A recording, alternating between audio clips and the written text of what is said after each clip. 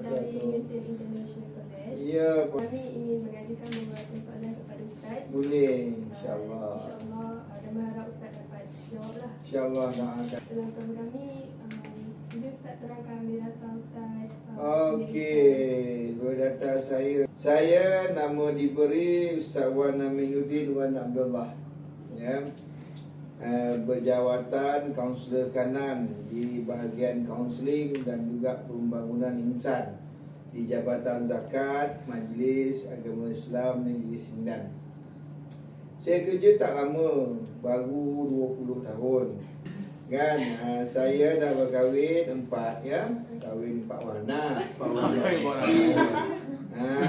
warna. Dengar elok. Kan, 4 warna dan 4 warna. Jadi satu je. Kan. Jadi mendapat pendidikan sekolah biasa je. Kan, sekolah biasa, buat degree dalam guidance and counselling. Kan, tapi fakulti dakwah, bimbingan dan penyuluhan di Universiti Araniri di Aceh, Indonesia. Ya, dapat tajaan marah lah waktu tu. Kemudian dah buat master di UKM dalam bidang psychology counselling. Kan, 2 tahun pun marah saja. Kemudian KPPA, kaunselor berdaftar dan juga perakuan malan, ya, kaunselor berdaftar 117 perakuan malan. Okey, soalan yang seterusnya, bolehkah Encik kongsikan serba sedikit tentang tugas-tugas Encik sebagai seorang kaunselor? Okey. Saya sebagai ketua bahagian di sini bermakna saya banyak buat pemantauan lah, banyak buat pemantauan. Tetapi kalau kita sebagai seorang kaunselor ni, kita akan buat, pertama kita akan buat sesi kaunseling individu. Okey, sesi kaunseling individu. Yang kedua, kita akan buat sesi kaunseling kelompok. Okey, yang ketiga kita akan buat kaunseling keluarga. Yang keempat, kita akan buat kaunseling perkahwinan. Kan? Yang kelima, kita akan buat counselor panel. Kemudian tugas kita ialah buat outreach. Outreach tu maknanya kita ingat ya, sebagai seorang kaunselor, kita bukan hanya kerja kita duduk dalam bilik. Kerja kita juga outreach keluar.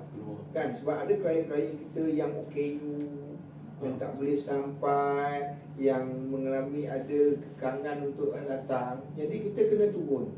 Kan, kita kena turun buat outreach, dan pada waktu tersebut kita akan melihat kesnya di rumah. Di rumah ataupun di tempat orang tersebut. Kalau di hospital, di hospital lah. Dan kalau di rumah lah. Kalau di rumah kewajikan lah. Mengikut situasi dan kondisi orang tersebut sendiri. Ya. Di samping itu juga kita akan menyelia pelajar-pelajar praktikal, baik daripada diploma sampai PhD. Ya, diploma, degree, master dan juga PhD. Kita akan menyelia. Kan, jika perlu kes tertentu untuk kita masuk mahkamah sebagai keterangan pakar, maka kita akan minta supaya pihak peguam sana sediakan sapina untuk kita hadir mahkamah bagi memberi keterangan pakar terhadap kes yang mereka lalui tersebut. Lagi soalan? Saya tanya macam mana suasana dan keadaan di kaunsil ni yang digunakan kaunselor? Yang anda duduk ni boleh kaunseling lah ni. Yang anda duduk sekarang, kita ada 3. Ada 4 sebelah, 1 lagi bawah. Dia ada 3. Kalau setting ini setting yang paling besar lah. Pasal apa, ini untuk keluarga dan juga kelompok. Kan, bilik dia sebenarnya kalau ikut APA, American Psychological Association, bilik kaunseling ini dia kena kondusif. Kondusif ni maknanya dia kena selesa, dia kena kedap bunyi. Kemudian dia mesti ada one way mirror. Ya, one way mirror. One way mirror tu untuk apa? Supaya orang luar boleh nampak kita ke dalam. Pasal apa? Pasal dibimbangi ada sesuatu kejadian yang tidak diingini berlaku. Bagaimana suasana kerja sebagai kaunseling? Oh, enjoy. Macam mana tu? Ya. Kita sebagai seorang kaunselor ni, pertama kita kena minimalkan kita punya tahap stres, tahap tekanan. Kalaulah kita pula tertekan ni, siapa yang nak kena kaunseling ni? Kan?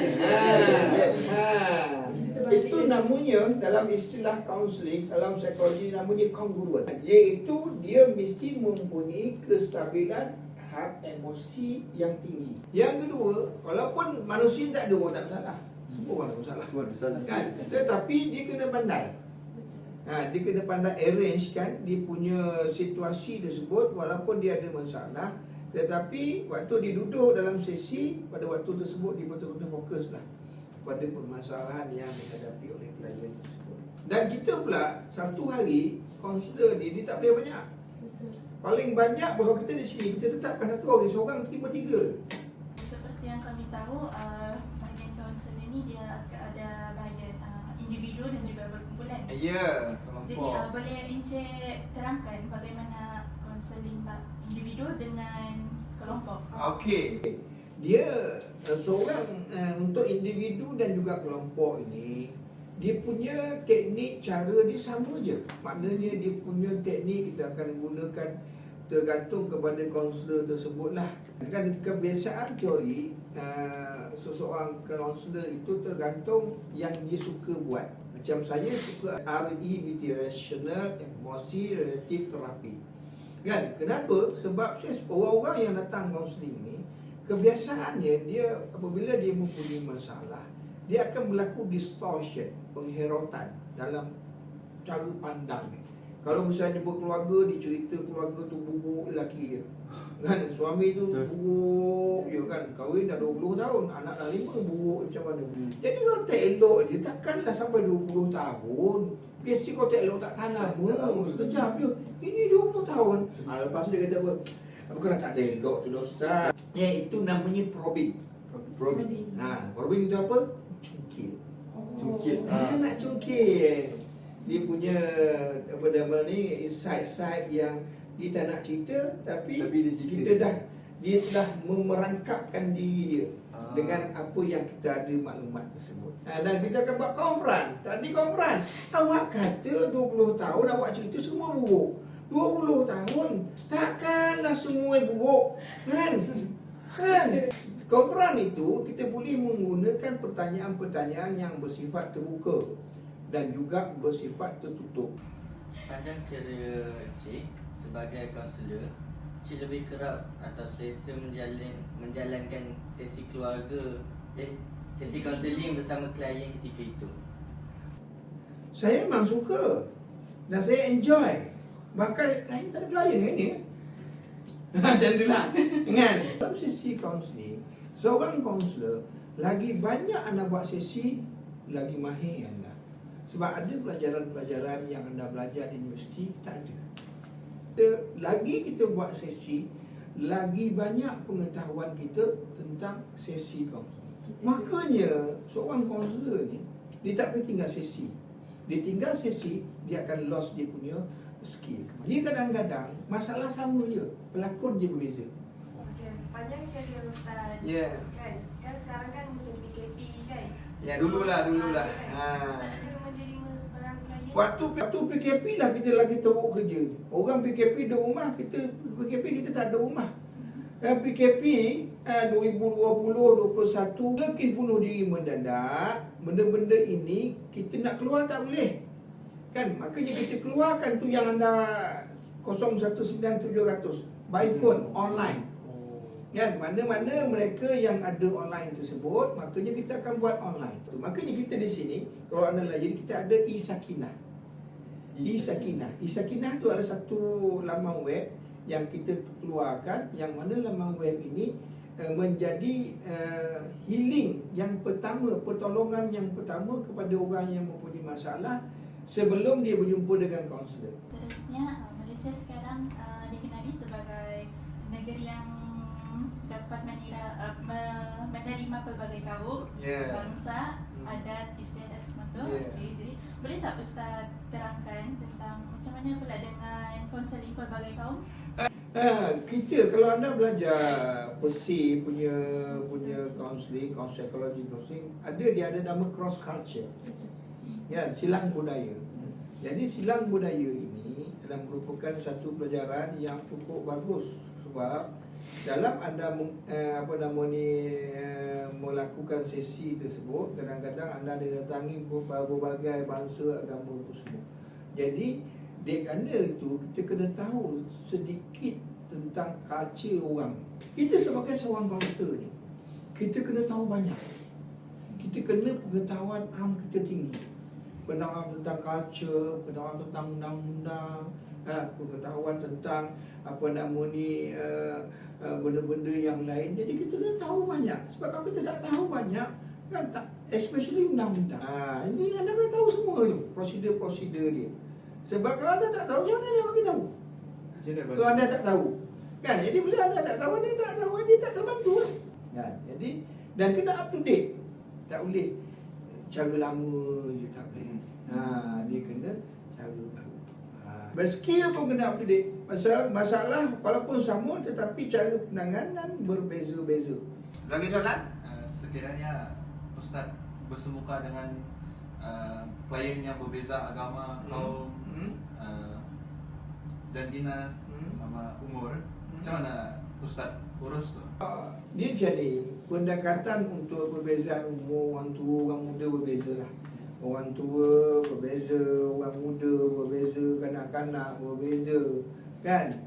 Tambah kalau perbezaan agama, kan lagilah. Siapa dia ekspektasi dia, kan? Kalau kita sebagai Islam dengan orang Islam, sebab kita orang Islam, kita tahulah dia orang Islam macam mana. Tapi kalau kita orang Islam dan dia bukan orang Islam, pada waktu tersebut kita kena lahirkan dia punya keterbukaan agama tersebut. Maknanya kalau misalnya dia Kristian, kalau you Kristian, kan, kita kena alertkan tentang Trinity, kan, alertkan tentang holy water, apa semua hal agama ni kita kena tahu sikit-sikit, supaya nanti kita akan boleh bercakap pasal manusia ni. Beragama ini adalah sesuatu yang menjadi asas kepada seseorang, kan? Jadi benda-benda tersebut kita kena alert, dan kita kena alert bahawa dalam sesi kita tak boleh menyeru seseorang tersebut untuk masuk agama kita. Tak boleh. Itu kena alert sangat benda tu. Pasal itu boleh menjejaskan hubungan kita dengan dia. Kan, makanya kita walau kita bercakap, waktu kita bercakap dengan dia, kita kena cakap dia punya tentang realiti kehidupan yang dia hadapi. Lagi? Banyak-banyak teori kan Ustaz paling guna banyak dalam kepada klien apa? RABT, terapi ABC. Teori dah lama tetapi dia masih relevan dengan situasi sekarang. Kan rational emosi behavior therapy, kan RABT kan. Sepanjang career Ustaz kan dalam 20 tahun, apa pengalaman manis dengan pahit lah yang Ustaz manisnya maknanya manis kita sebagai seorang kaunselornya apabila seorang klien kita dapat selesai lah. Maknanya dia datang jumpa kita, alhamdulillah Ustaz, dah selesai lah Ustaz. Itu manis lah, kan. Maknanya yang tak berjaya itu bukan buruk, tetapi itu sebagai satu cabaran bagi kita. Macam mana kita dapat sebut kita berjaya. Tapi kita jangan kecewa.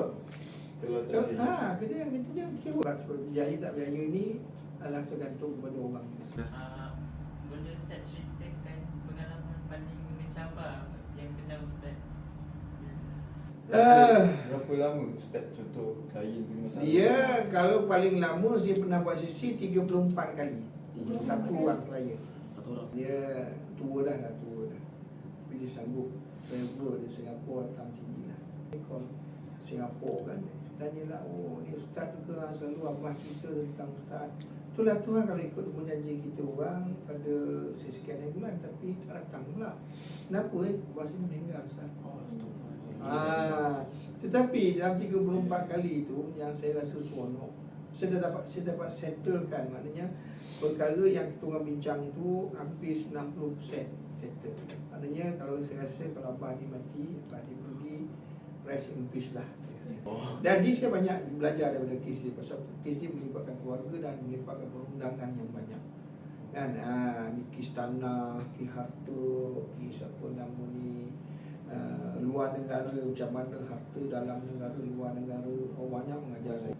Itu paling mencabar pasal melibatkan banyak melibatkan pegawai tanah, undang-undang, kubuah. Luar daripada Sebab dia tanah luar negara, warga negara asing. Walaupun sebenarnya penduduk Malaysia dahulu. Tapi dia kerana dia masuk British Army dan dia pergi Singapura dan dia stay di Singapura dan dia memilih untuk jadi rakyat Singapura. Jadi pada waktu tersebut dia bukan lagi rakyat Malaysia, tapi anak dia rakyat Malaysia. Yang 3 orang yang duduk sini. Macam itu. Jadi yang itu case Singapura tadi itu orangnya berapa lama dia makan masa? 34 kali 2 minggu sekali. 2 minggu. Cuba dah kira. 34. Dia 1 tahun kita ada 54 minggu. 54. Jadi setahun lebih lah. Pasal dia 2 minggu sekali dia datang. Setahun lebih. Okey? Habis? Okey, terima kasih semua datang. Salam kepada pensyarah yang anda hantar. Dan untuk pengetahuan pensyarah, apa nama ni? Puan Ayu apa ni? Ayu Zuraiti. Puan Ayu Zuraiti binti Umar Arba'in kan? Dia punya student. Terima kasih. Terima kasih Ustaz. Terima kasih.